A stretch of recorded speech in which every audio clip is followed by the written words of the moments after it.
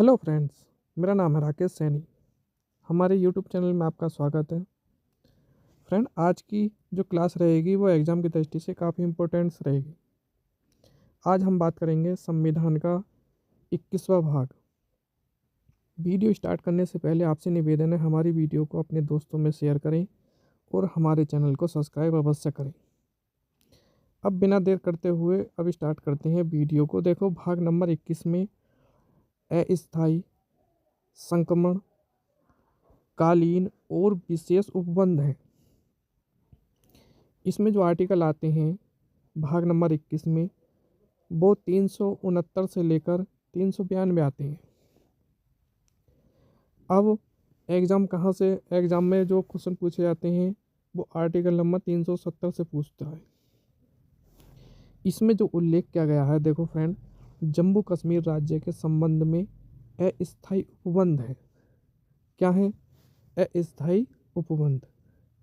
अब इसको डिटेल से देखते हैं। देखो, 26 अक्टूबर 1947 को पाकिस्तान के कबीले के लोगों ने कश्मीर पर आक्रमण किया। तब कश्मीर का जो राजा हुआ करता था वो हरि सिंह हुआ करता था। तो ये भारत से मदद मांगने के लिए आते हैं। तब उसने भारतीय विलय पत्र पर हस्ताक्षर किए और भारत ने ये जो कश्मीर को क्या बना लिया, अपना अभिन्न अंग बना लिया। कश्मीर के मामले में भारत को रक्षा, संचार तथा विदेशी मामले इसमें सम्मिलित है। 26 नवंबर 1957 को जम्मू कश्मीर का संविधान लागू किया गया है। जम्मू कश्मीर का सरद ए रियासत, यानी कि उसको बोला जाता है राज्यपाल, इसका क्या होता है, प्रमुख होता है। अब प्रथम राज्यपाल जो बने हैं जम्मू कश्मीर के, वो कर्ण सिंह बने हैं। कौन बने हैं? कर्ण सिंह। जम्मू कश्मीर राज्य की विधानसभा में जो सदस्य हैं वो कितने हैं? तो ये है 100। राज्यपाल विधानसभा में 2 महिलाओं को मनोनीत करता है। कितने करता है? 2 महिलाओं को। जम्मू कश्मीर की अपनी विधान परिषद में कितने सदस्य हैं? तो ये हैं 36। और इसकी राजभाषा की बात करें तो इसकी राजभाषा है उर्दू। क्या है फ्रेंड? उर्दू। वित्तीय आपातकाल जो होता है वो कश्मीर में लागू नहीं होता है। अनुच्छेद 356 के तहत कश्मीर में राष्ट्रपति शासन लागू होता है तथा अनुच्छेद 92 कश्मीर के संविधान के अनुसार वहाँ राज्यपाल शासन भी लागू हो सकता है। जम्मू कश्मीर की विधानसभा की सहमति के बिना आर्टिकल 352 लागू नहीं किया जा सकता। जम्मू कश्मीर के मामलों में किए गया संविधान संशोधन कश्मीर की विधानसभा में बिना अनुमति के लागू नहीं हो सकता। अब बात कर लें भाग नंबर 22।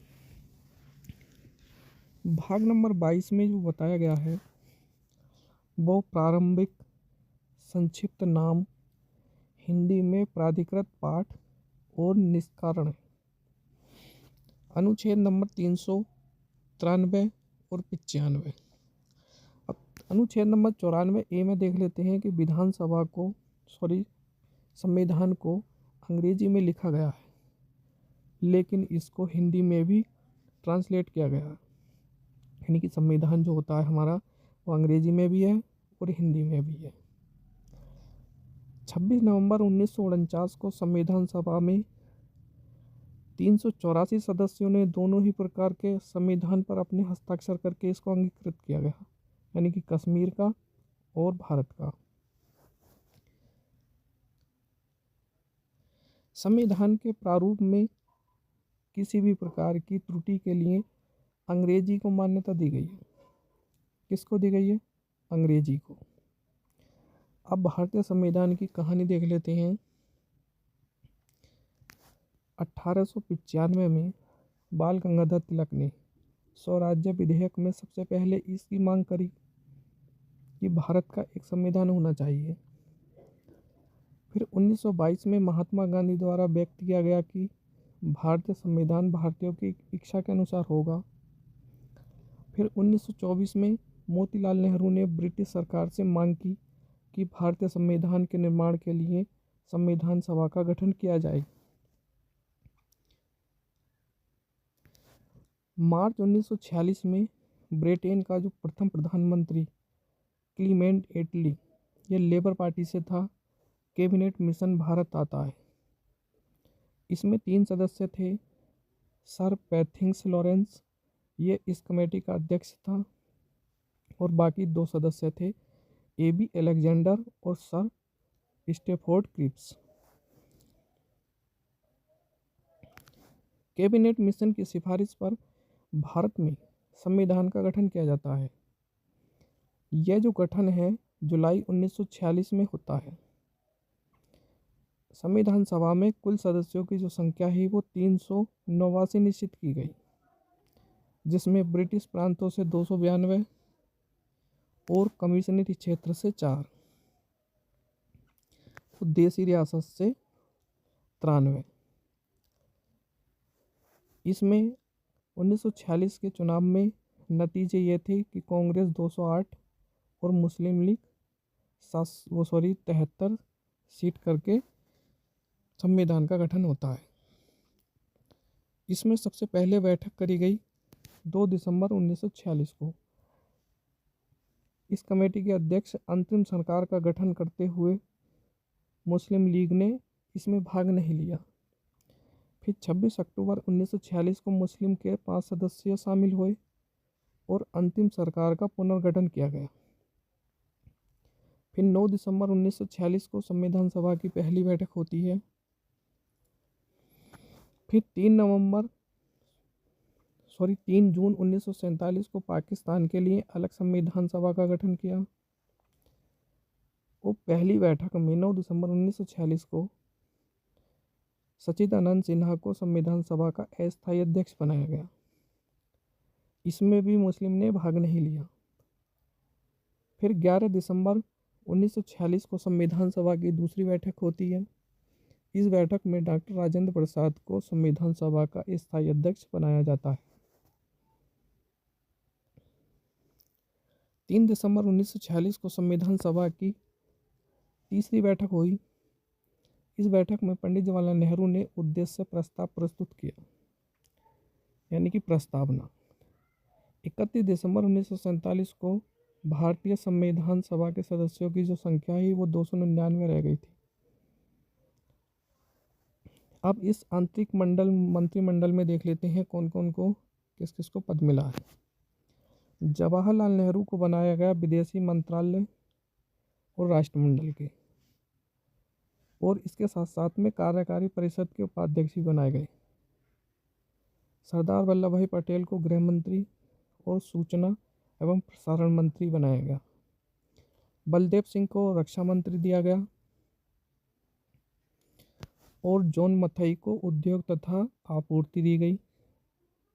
सी राजगोपालाचारी को शिक्षा मंत्री, और CH भाभा को, यानी कि होमी जहांगीर भाभा को खनन कार्य और बंदरगाहें का अध्यक्ष बनाया गया।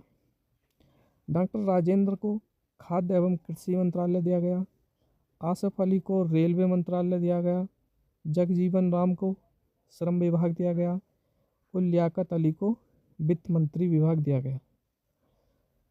चौधरी गर्ग को दिया गया वाणिज्य विभाग, और अब्दुल खनसटर को दिया गया संचार विभाग। वहीं जोगेंद्र नाथ मंडल को विधि मंत्रालय दिया गया, और गजनफर अली खां को दिया गया स्वास्थ्य विभाग।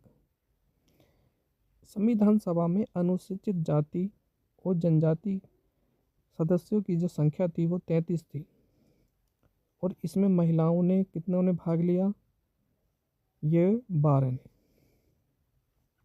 जैसे सरोजिनी नायडू, हंसा मेहता, दुर्गाबाई देशमुख आदि थी। संविधान सभा के सदस्य अस्वीकार करने वाले जो सदस्य हैं वो जयप्रकाश नारायण और तेज बहादुर सख्त। संविधान सभा का जो सलाहकार बनाया गया वो BN राव को बनाया गया। अब इसमें कुछ समितियां बनी हैं, देख लेते हैं। जैसे नियम समिति, इसके जो अध्यक्ष बनाए गए थे वो डॉक्टर राजेंद्र प्रसाद को बनाया गया।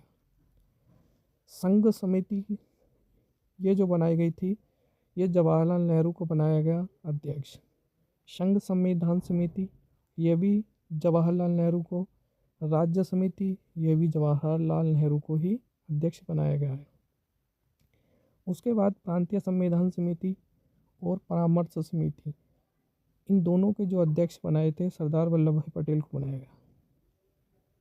वहीं संचालन समिति डॉक्टर राजेंद्र प्रसाद और झंडा समिति के जो अध्यक्ष हैं वो JB कृपलानी थे। उसके बाद मूल अधिकार उप समिति बनाई, तो इसके जो अध्यक्ष थे JB कृपलानी थे। अल्पसंख्यक एवं उप समिति, इसके जो अध्यक्ष बनाए थे HC मुखर्जी को बनाया गया। और सर्वोच्च न्यायालय समिति के जो अध्यक्ष हैं वो S वर्धाचार्य को बनाया गया है। और प्रारूप समिति के जो अध्यक्ष बनाए गए थे वो बनाए गए थे डॉक्टर भीमराव अंबेडकर।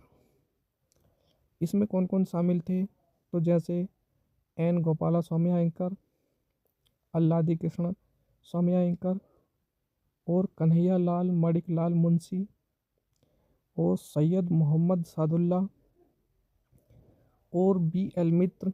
इसके स्थान पर जो बनाया गया था वो N माधवराव को बनाया गया था। DP खेतान की जगह TT कृष्णामाचारी को बनाया गया था। तो दोस्तों आज की वीडियो केवल इतनी ही रहेगी, जल्द ही इससे अगला पार्ट लेकर आऊँगा, तब तक के लिए धन्यवाद।